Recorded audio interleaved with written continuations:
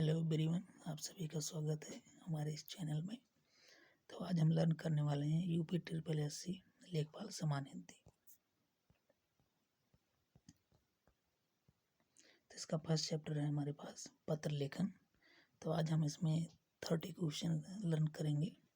First question है इसमें, आत्मीयता के संस्पर्श से युक्त पत्र कौन सा होता है? तो इसमें ऑप्शन डी सही होगा, अर्धशासकीय पत्र। तो अर्धशासकीय पत्र के बारे में जानेंगे। अर्धशासकीय पत्र में एक अधिकारी दूसरे अधिकारी को व्यक्तिगत रूप से लिखता है, इसलिए इसकी भाषा में आत्मीयता होती है। अगर हम आत्मीयता की बात करते हैं तो यह अर्धशासकीय पत्र के अंतर्गत आता है। नेक्स्ट क्वेश्चन है, पत्र लेखन के बारे में कौन सा विकल्प सही नहीं है? तो इसमें विकल्प बी सही नहीं है। सरकारी कार्यालयों में लिखे जाने वाले पत्रों में अभिवादन सादर नमस्ते लिखा जाना चाहिए। इसका एक्सप्लेनेशन देखते हैं। सरकारी कार्यालयों में लिखे जाने वाले पत्रों में अभिवादन सादर नमस्ते लिखा जाना चाहिए, यह सही नहीं है, क्योंकि सरकारी कार्यालयों में लिखे जाने वाले पत्रों में अभिवादन बहुधीय लिखा जाना चाहिए। नेक्स्ट क्वेश्चन है, अध्यक्ष महानगर पालिका को लिखे गए पत्र को किस प्रकार का पत्र कहेंगे? तो इसका ऑप्शन डी सही होगा, औपचारिक पत्र। अध्यक्ष महानगर पालिका को लिखा गया पत्र औपचारिक पत्र की श्रेणी में आता है। औपचारिक पत्र उन्हें कहा जाता है जिनसे हमारा कोई निजी संबंध न हो, और औपचारिक पत्रों की भाषा स्पष्ट, संक्षिप्त एवं समझने योग्य होनी चाहिए। नेक्स्ट क्वेश्चन है, एक औपचारिक पत्र में समाप्ति के पूर्व हस्ताक्षर और नाम के ऊपर कौन सा उपयुक्त होगा? तो इसका कौन सा ऑप्शन सही होगा? D option. इसका ऑप्शन सी सही होगा। एक औपचारिक पत्र में समाप्ति के पूर्व हस्ताक्षर और नाम के ऊपर बहुधीय कथन उपयुक्त होगा। मुख्य रूप से पत्रों को दो भागों में विभाजित किया जाता है। एक है अनौपचारिक पत्र, जिसको हम व्यक्तिगत पत्र के नाम से जानते हैं। दूसरा है औपचारिक पत्र, जिसके अंतर्गत प्रार्थना पत्र, कार्यालय पत्र, व्यावसायिक पत्र इत्यादि आते हैं। नेक्स्ट क्वेश्चन है, अध्यक्ष महानगर पालिका को लिखा जाने वाला शिकायत पत्र किस श्रेणी में आएगा? तो इसका करेक्ट आंसर है कार्यालय पत्र। नेक्स्ट क्वेश्चन है, निम्नलिखित में से कौन सा पत्र औपचारिक पत्र नहीं है? तो फर्स्ट ऑप्शन है इसमें, पुस्तक मंगवाने के लिए पुस्तक विक्रेता को लिखा जाने वाला पत्र। बी ऑप्शन है, अंक तालिका की नई प्रति प्राप्त करने के लिए केंद्रीय माध्यमिक शिक्षण बोर्ड को लिखा जाने वाला पत्र। सी ऑप्शन है, अवकाश के लिए विद्यालय प्राचार्य को लिखा गया आवेदन पत्र।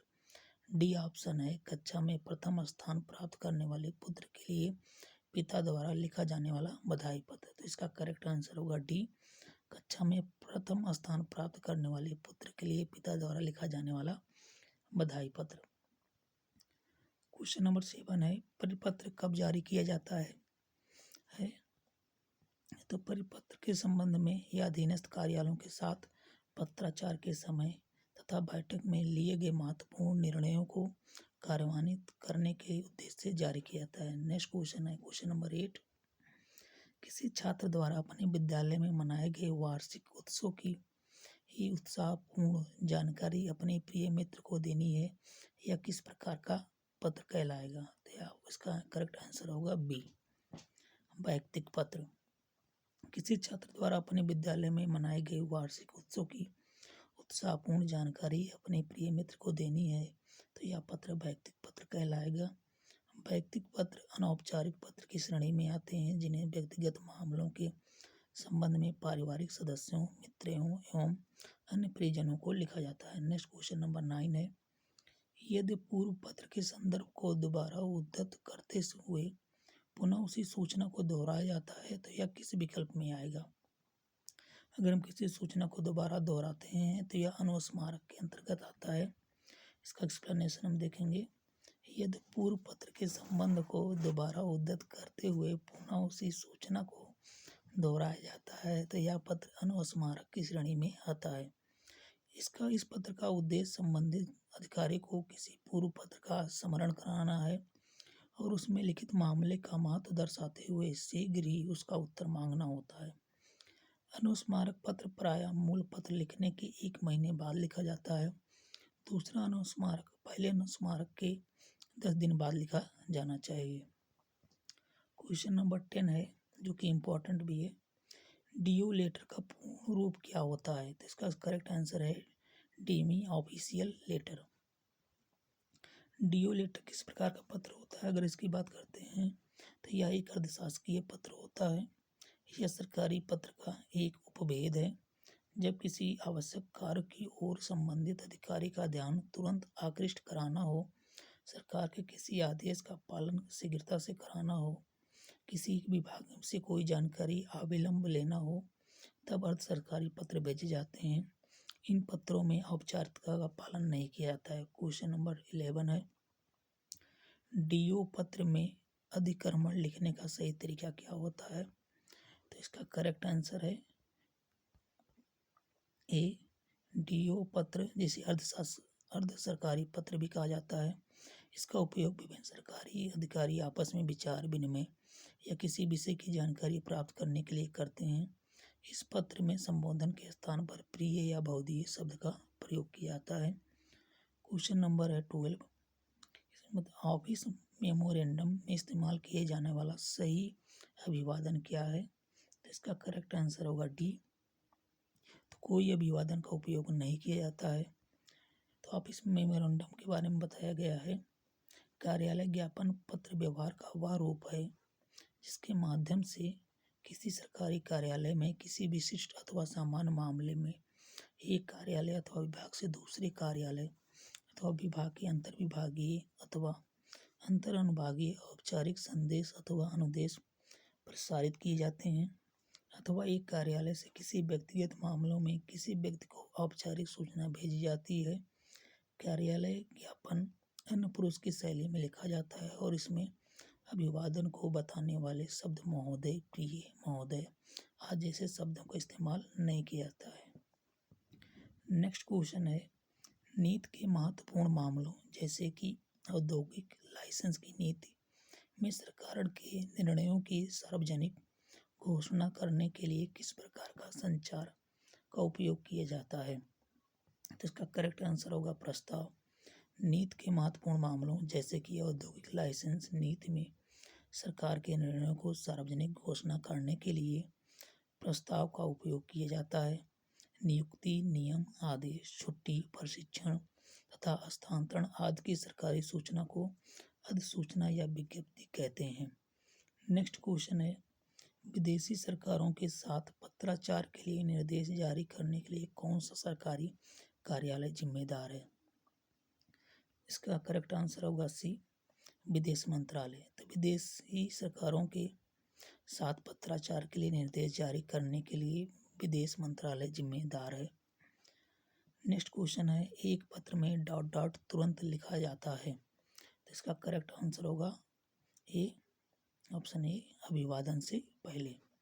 एक पत्र में विषय अभिवादन से तुरंत पहले लिखा जाता है।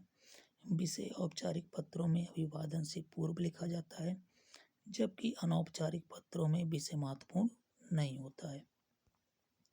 नेक्स्ट क्वेश्चन है, क्वेश्चन नंबर 16, आंतरिक प्रशासन के लिए निर्देश जारी करने के लिए आमतौर पर संचार के लिए किस माध्यम का उपयोग किया जाता है? उदाहरण के लिए नियमित छुट्टी का अनुदान। तो इसका करेक्ट आंसर होगा ऑप्शन सी, कार्यालय आदेश।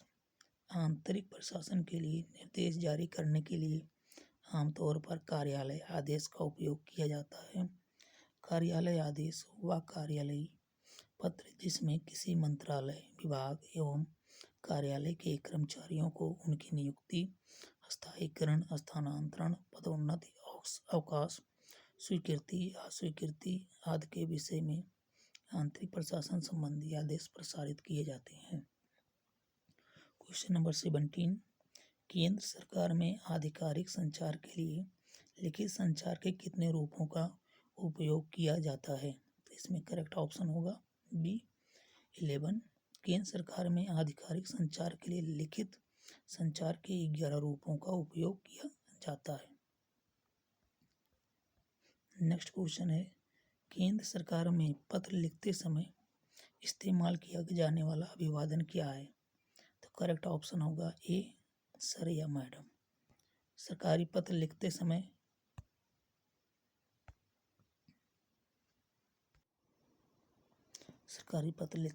या इस्तेमाल किया जाने वाला अभिवादन महोदया, सर या मैडम होता है, जबकि अर्ध सरकारी पत्र मित्रता पूर्ण भाषा में लिखा जाता है तथा इसमें संबोधन के लिए प्रिय लिखा जाता है, जैसे प्रिय नरेंद्र जी। क्वेश्चन नंबर 19, जब कोई सरकारी पत्र, कार्यालय ज्ञापन या ज्ञापन एक साथ अनेक प्रेषितियों को भेजा जा रहा हो तब उसे क्या कहा जाता है? तब उसे परिपत्र कहा जाता है। Option number D. जब कोई सरकारी पत्र या ज्ञापन एक साथ अनेक विभागों, अधिकारियों या कर्मचारियों को भेजा जाता है तो उसे परिपत्र या गस्ती पत्र कहते हैं। इसमें प्रेषक एक ही अधिकारी होता है तथा पाने वाले अनेक होते हैं। क्वेश्चन नंबर 20 है, पत्र के संबंध में निम्नलिखित में से किसको अभिवादन कहते हैं? तो इसमें option B the correct answer, Shubhashish. पत्र के संबंध में शुभाशीष को अभिवादन कहते हैं। क्वेश्चन नंबर 21, निम्नलिखित में से किसका प्रयोग अधिकतर भारतीय गजटों में प्रकाशित सरकारी नियम, आदेश आदि की सूचना के प्रसंग में होता है? तो इसका करेक्ट ऑप्शन सी होगा, अधिसूचना। अधिसूचना नोटिफिकेशन भारतीय गजटों में प्रकाशित सरकारी नियम, आदेश आदि की सूचना के प्रसंग में होता है। अधिसूचना में प्रत्येक विभाग के लिए एक विशिष्ट विषय निश्चित होता है, अर्थात प्रकाशनार्थ सामग्री का पूर्ण विवरण आवश्यक है कि वह किस विभाग में प्रकाशित होनी है। क्वेश्चन नंबर नेक्स्ट है, निम्नलिखित में से किसके अंतर्गत नियुक्ति, छुट्टियों की स्वीकृति तथा पद वृद्धि आदि की सूचनाएं दी जाती हैं? तो इसके लिए ऑप्शन डी होगा, कार्यालय आदेश। तो इसके बारे में सरकारी कार्यालयों के कर्मचारियों से संबंधित नियम अथवा सूचना के लिए जो पत्र लिखे जाते हैं कार्यालय आदेश कहलाते हैं। सामान्यतः कार्यालय आदेश का प्रयोग नियुक्ति, पदोन्नति, अवकाश, स्वीकृति, स्थानांतरण एवं कार्य संपादन संबंधी नियम आदि के प्रयोग के लिए किया जाता है। इसमें संबोधन और स्वनिर्देश नहीं होता है। क्वेश्चन नंबर 23, कक्षा 10 के छात्र ने अपना अनुपस्थिति दंड माफ करने के लिए प्रधानाध्यापक को पत्र लिखा, उसका यह पत्र किस वर्ग में आएगा? तो वह उसका पत्र आवेदन पत्र में होगा। तो इसके बारे में देखेंगे। कक्षा 10 के छात्र ने अपना अनुपस्थिति दंड माफ करने के लिए प्रधानाध्यापक को पत्र लिखा है, तो यह उसका पत्र आवेदन पत्र के वर्ग में आएगा। क्वेश्चन नंबर 24, कार्यालय आदेश में अधिकारी का हस्ताक्षर किस स्थान पर आएगा? तो इसके लिए करेक्ट ऑप्शन होगा ए, नीचे दाहिनी ओर। क्वेश्चन नंबर 25, शासकीय पत्र में पत्र संख्या के नीचे बाईं ओर क्या लिखा जाता है?